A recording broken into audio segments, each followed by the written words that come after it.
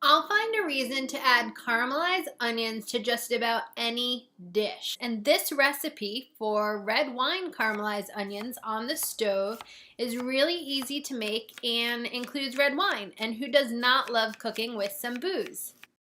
To make this recipe for red wine caramelized onions on the stove, you need 1 red onion, a tablespoon of garlic, 2 tablespoons of olive oil, 2 tablespoons of red wine.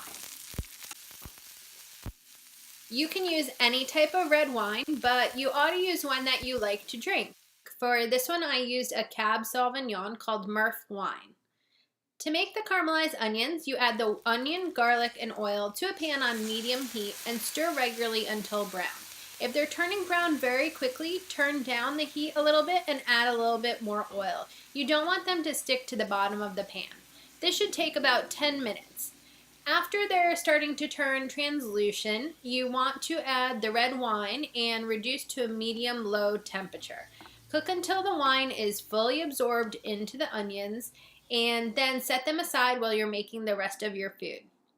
Now, these can even just taste good on a crostini with some goat cheese, but feel free to make them ahead and add them into dishes for the rest of the week. I hope that once you learn how to make these caramelized onions with red wine, you start using them all the time. They're truly delicious and can make any meal taste gourmet. I hope you have a wonderful and delicious day. Cheers!